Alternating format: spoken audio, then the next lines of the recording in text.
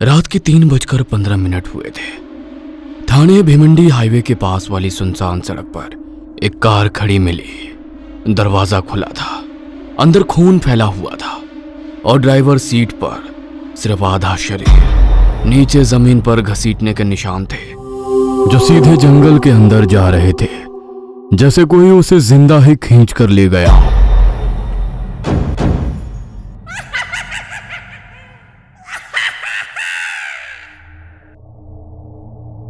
विवेक के लिए ये बस एक और रात थी। लॉकडाउन के बाद काम कम हो गया था और रात की सवारी ही उसका सहारा थी। उस रात करीब 12:40 पर वो उसी सुनसान सड़क से गुजर रहा था। अजीब बात यह थी कि उस दिन उसे लगातार सवारियां मिली थी, एक के बाद एक ट्रिप, और हर बार अच्छा किराया। विवेक मन ही मन खुश था। आज तो अच्छा दिन बन गया, अब बस एक आखिरी राइड मिल जाए फिर सीधा घर। उसने घड़ी देखी, फिर सड़क की तरफ नजर डाली और उसी वक्त उसकी नजर पड़ी दूर सड़क के किनारे एक औरत खड़ी थी। सफेद साड़ी, खुले बाल, चेहरा नीचे झुका हुआ। वो धीरे धीरे हाथ उठा रही थी, जैसे गाड़ी रोकने का इशारा कर रही हो। विवेक का पैर एक्सीलेटर पर ही रहा। उसने एक पल के लिए सोचा, इतनी रात को ये यहाँ क्या कर रही है? कहीं कोई झंझट तो नहीं? गाड़ी थोड़ी आगे बढ़ी, पर फिर उसके दिमाग में दूसरा ख्याल आया। अगर वो सच में मुसीबत में हो तो? मेरे घर में भी तो बीवी बच्चे हैं, किसी की मदद कर दूं तो क्या बुरा है? उसने ब्रेक दबा दी। गाड़ी धीरे धीरे रुक गई। वो औरत अब बिल्कुल पास थी, पर अजीब बात कि वो हिली तक नहीं, जैसे उसे पहले से पता था कि गाड़ी रुकेगी। गाड़ी रुकी। उसकी आवाज ऐसी थी जैसे गले में कुछ अटका हो, सूखी, टूटी हुई और अजीब ठंडी। विवेक ने खिड़की नीचे की। इतनी रात को यहाँ क्या कर रही हो? मुझे घर जाना है। उसने सिर नहीं उठाया, बस धीरे से दरवाजा खोला और बिना कुछ और बोले पीछे वाली सीट पर बैठ गई, जैसे वो पहले से जानती हो कि उसे बैठने दिया जाएगा। जैसे ही वो अंदर बैठी, विवेक को एक अजीब सी ठंड महसूस हुई। एसी बंद था, फिर भी गाड़ी के अंदर हवा अचानक ठंडी हो गई। विवेक ने एक पल के लिए मिरर में देखा, पर उस औरत का चेहरा अब भी झुका हुआ था और गाड़ी के अंदर अचानक एक अजीब सी गंध फैलने लगी। गीली मिट्टी और सड़न की मिली जुली गंध। विवेक ने कुछ नहीं कहा, बस गाड़ी चलाता रहा। गाड़ी आगे बढ़ रही थी, पर अब विवेक का ध्यान सड़क से ज्यादा पीछे बैठी उस औरत पर था, क्योंकि गाड़ी के अंदर की गंध धीरे धीरे अब बढ़ती जा रही थी। शुरू में उसे लगा शायद बाहर कहीं नाला होगा, पर अब वो बदबू सीधे उसकी सांसों में उतर रही थी। सड़ी हुई मिट्टी, गीले कपड़ों और किसी मरे हुए शरीर जैसी गंध। विवेक को सांस लेने में तकलीफ होने लगी। उसने हल्का सा शीशा नीचे करने की कोशिश की, पर हाथ अपने आप रुक गया। उसने फिर मिरर में देखते हुए पूछा, आपने खिड़की खोली है क्या? मिरर में उसे बस उसके बाल दिखाई दिए। उस औरत ने अपने सारे बाल चेहरे पर गिरा रखे थे। वह बिल्कुल स्थिर बैठी थी, जैसे सांस भी नहीं ले रही हो। कोई जवाब नहीं आया। विवेक कुछ पल उसे देखता रहा। उसके हाथ अब स्टीयरिंग पर कसने लगे थे। सड़क सुनसान थी, दूर दूर तक कोई गाड़ी नहीं। उसका गला सूखने लगा। फिर भी उसने हिम्मत करके पूछा, अब आपकी तबीयत ठीक है? कुछ सेकंड तक पूरी चुप्पी रही।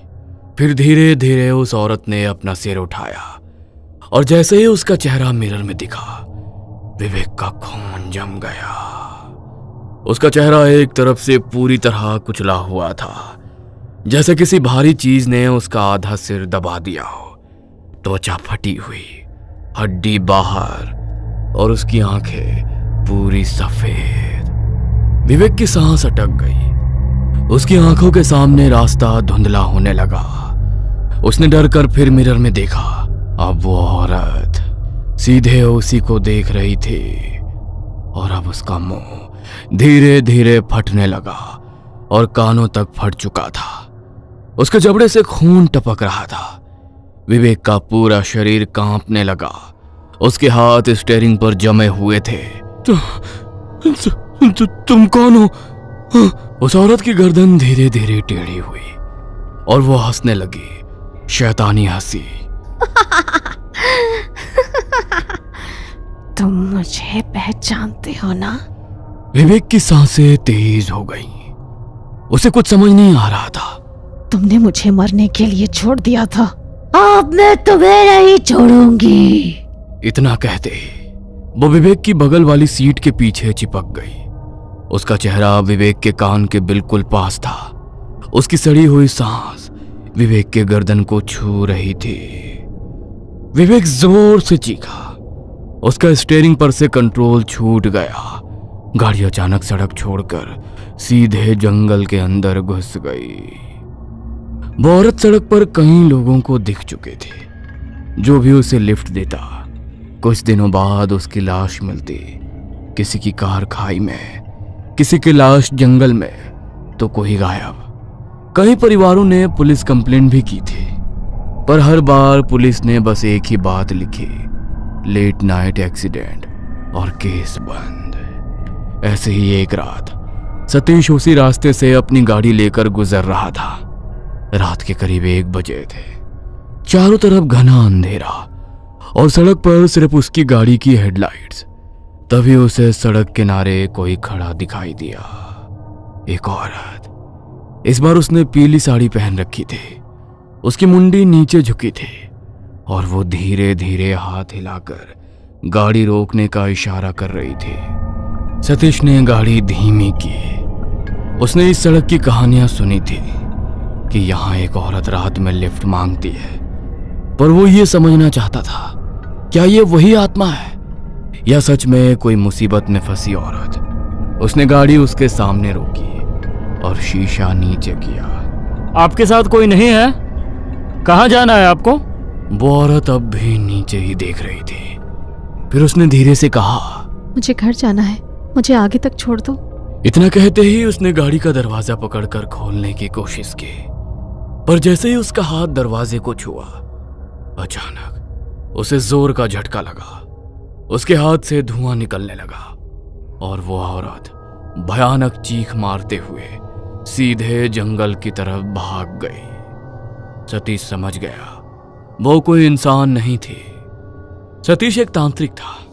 उसकी गाड़ी पर सुरक्षा मंत्र किए गए थे और उसी शक्ति की वजह से वो आत्मा अंदर नहीं आ पाई। सतीश ने बिना देरी किए सीधे पुलिस स्टेशन का रुख किया। वहां उसका पुराना दोस्त इंस्पेक्टर देशमुख मौजूद था। अरे सतीश, इतनी रात को यहाँ कैसे? जो इस सड़क पर हो रहा है वो एक्सीडेंट नहीं है। देशमुख चुप हो गया। वो एक आत्मा है और वो अब भी लोगों को मार रही है। अगले कुछ दिनों तक सतीश और इंस्पेक्टर देशमुख ने उस सड़क पर निगरानी रखी और फिर अमावस की रात आई। रात 12 बजे सतीश अपने गुरु पंडित गजानंद को लेकर उसी सड़क पर पहुंचा। पंडित गजानंद, सतीश और इंस्पेक्टर देशमुख तीनों उसी सुनसान सड़क पर खड़े थे। चारों तरफ घना अंधेरा फैला हुआ था। पंडित गजानंद धीरे धीरे उस मोड़ की तरफ बढ़े जहां सबसे ज्यादा हादसे हुए थे। उन्होंने अपनी आंखें बंद की और हाथ में पकड़ी रुद्राक्ष की माला पर मंत्र पढ़ने लगे। हवा अचानक भारी होने लगी। सतीश ने महसूस किया जैसे आसपास का तापमान धीरे धीरे गिर रहा हो। इंस्पेक्टर देशमुख के हाथ कांपने लगे। ये अचानक इतनी ठंड कैसे हो गई? पंडित गजानंद ने सड़क की मिट्टी उठाई, उसे सूंघा और फिर अचानक उनकी आंखें खुल गईं। यहाँ सिर्फ मौत नहीं हुई थी, यहाँ किसी की पीड़ा अधूरी रह गई है। पंडित गजानंद उस जगह पर बैठ गए। उन्होंने काले कपड़े पर कुछ राख फैलाई, सरसों का तेल डाला और मंत्र पढ़ते हुए अग्नि जलाई। कुछ ही सेकंड में आग की लौ अजीब तरह से कांपने लगी। फिर पंडित गजानंद की आंखों के सामने दृश्य उभरने लगा। कुछ साल पहले उसी सड़क पर एक भयानक हादसा हुआ था। तेज बारिश की रात थी। एक ट्रक बेकाबू होकर सामने से आ रही बाइक से टकराया। टक्कर इतनी जोरदार थी कि आदमी वहीं सड़क पर घिसटता चला गया। उसकी मौके पर ही मौत हो गई, लेकिन उसकी पत्नी जिंदा थी। वो सड़क पर पड़ी थी, पूरा शरीर खून से लथपथ, हड्डियां टूटी हुई और सांसें टूट रही थी। वो मदद मांग रही थी। कोई बचा लो, मुझे मुझे मुझे अस्पताल ले चलो। कई गाड़ियां वहां से गुजरी, कुछ धीरे हुई, पर कोई नहीं रुका। लोग पुलिस केस से डर गए और उसे उसी हालत में छोड़कर चले गए। घंटों तक वो औरत सड़क पर तड़पती रही। फिर धीरे धीरे उसकी सांस बंद हो गई। इंस्पेक्टर देशमुख ने अगले दिन पुराने रिकॉर्ड्स निकलवाए। उस एक्सीडेंट फाइल में उसी औरत का नाम लिखा था, संध्या ठाकुर, और उसके पति का नाम मनीष ठाकुर। इतने साल और ये केस बस एक्सीडेंट कहकर बंद कर दिया गया। पंडित गजानन सड़क के बीच खड़े हो गए। उनकी आवाज अब भारी हो चुकी थी।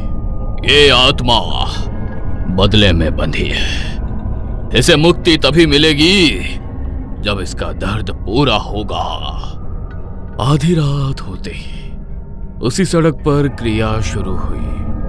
पंडित गजानन ने अपने सामने उस जगह की मिट्टी, खून से भीगा पुराना कपड़ा और उसके पति की राख, सतीश ने चारों तरफ सुरक्षा मंत्रों की रेखा बनाई। फिर पंडित गजानंद ने मंत्र पढ़ना शुरू किया। ओम श्रो काल भैरवाय नमः। अतृप्त आत्मा प्रकट हो। अचानक हवा तेज हो गई। पेड़ जोर जोर से हिलने लगे।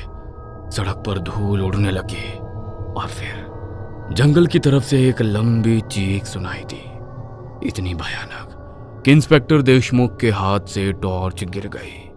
धीरे धीरे अंधेरे में एक आकृति दिखाई देने लगी। वो औरत थी। इस बार उसका पूरा रूप सामने था। आधा शरीर कुचला हुआ, आंखों से खून बह रहा था, हाथों की हड्डियां बाहर निकली हुई थीं और उसका मुंह कानों तक फटा हुआ था। उसकी सफेद साड़ी अब पूरी तरह लाल हो चुकी थी। वो धीरे धीरे सड़क के बीच आकर खड़ी हो गई और फिर अचानक उसने सिर उठाया। उसकी सफेद आंखें सीधे पंडित गजानन की तरफ थीं। फिर वो जोर से चीखी, मुझे मेरा इंसाफ चाहिए। उसकी चीख के साथ ही सड़क की सारी लाइट्स एक साथ बंद हो गईं और जंगल के अंदर से ऐसा लगा जैसे सैकड़ों लोग एक साथ रो रहे हो। हवा इतनी तेज हो चुकी थी कि सड़क किनारे लगे पेड़ झुकने लगे। इंस्पेक्टर देशमुख डर कर पीछे हट गया। उसके हाथ कांप रहे थे। सतीश ने तुरंत उसके कंधे को पकड़ा। रेखा के बाहर मत जाना, जो भी हो पीछे मत देखना। सड़क पर बनाई गई राख और सिंदूर की रेखा अब धीरे धीरे टूटने लगी थी। संध्या सड़क पर घिसटते हुए आगे बढ़ रही थी। उसके टूटे हुए पैरों से खून की लकीर बन रही थी। उसकी गर्दन एक तरफ टेढ़ी थी और हर कदम के साथ हड्डियों के टूटने जैसी आवाज आ रही थी। अचानक वो हवा में उछली और सीधा पंडित जी के सामने आकर रुकी। उसका चेहरा अब कुछ इंच की दूरी पर था। उन्होंने मुझे मरने दिया, मैं तड़पती रही, कोई नहीं रुका। पंडित गजानन ने अपनी माला उसके सामने फेंकी। माला उसके शरीर से टकराते उसके शरीर से धुआं निकलने लगा। संध्या जोर जोर से चीखने लगी। उसकी चीख इतनी भयानक थी कि इंस्पेक्टर देशमुख के कानों से खून निकलने लगा। अचानक चारों तरफ अजीब दृश्य दिखने लगे। सतीश को सड़क पर कई खून से लथपथ लोग दिखाई देने लगे। वो सारे लोग जिन्हें संध्या की आत्मा ने मारा था। किसी का सिर फूटा था, किसी की आंखें बाहर, कोई सड़क पर घिसट रहा था और वो सब धीरे धीरे पंडित गजानन की तरफ बढ़ रहे थे। ये क्या है? ये उसकी पीड़ा है, उसका श्राप। पंडित गजानन सड़क के बीच बैठ गए। उन्होंने अपने हाथ में संध्या के पति की राख उठाई और अग्नि में डाल दी। फिर उन्होंने उस जगह की मिट्टी और खून से भीगा कपड़ा एक साथ आग में फेंका। हवा अचानक और तेज हो गई। आग की लपटें काली होने लगी। पंडित गजानन ने अपनी आंखें बंद की और जोर से मंत्र पढ़ना शुरू किया। ओम काल भैरवाय प्रेत बाधा विनाशाय स्वाहा। अतृप्त आत्मा अपने बंधन छोड़, जिस दर्द ने तुझे बांधा उसे अग्नि में समर्पित कर। संध्या अचानक जोर जोर से तड़पने लगी। उसका शरीर कभी बूढ़ी औरत जैसा दिखता तो कभी अजली लाश जैसा। वो सड़क पर नाखून मारने लगी और फिर सर पटकने लगी। मैं मरना नहीं चाहती थी, मैं बस बचना चाहती थी। उसकी आवाज अब डरावनी नहीं, दर्द से भरी लग रही थी। पंडित गजानन धीरे धीरे उसके करीब गए। उन्होंने राख का एक हिस्सा संध्या के सिर पर डाला और फिर अपने हाथ से उसकी आंखें बंद कर दी। अचानक संध्या को ट्रक के पीछे से एक आदमी की धुंधली आकृति दिखाई दी। वो उसके पति मनीष की आत्मा थी। वो धीरे धीरे संध्या की तरफ बढ़ा। संध्या ने उसे देखा और पहली बार उसके चेहरे पर डर नहीं, सुकून दिखाई दिया। आप वापस आ गए? मनीष ने उसका हाथ पकड़ा और अगले ही पल संध्या का शरीर धुएं में बदलने लगा। उसकी फटी हुई त्वचा, टूटी हड्डियां और खून से भरा चेहरा धीरे धीरे गायब होने लगा। फिर एक आखिरी चीख के साथ वो दोनों अंधेरे में विलीन हो गए। अचानक सब शांत हो गया। हवा रुक गई, पेड़ स्थिर हो गए और पहली बार उस सड़क पर डर नहीं था। इंस्पेक्टर देशमुख धीरे धीरे सड़क पर बैठ गया। इतने साल वो बस इंसाफ चाहती थी। उस रात के बाद उस सड़क पर कभी कोई हादसा नहीं हुआ। लोग कहते हैं आज भी अमावस की रात अगर कोई उस मोड़ से गुजरे तो उसे सड़क किनारे एक औरत और एक आदमी साथ चलते दिखाई देते हैं।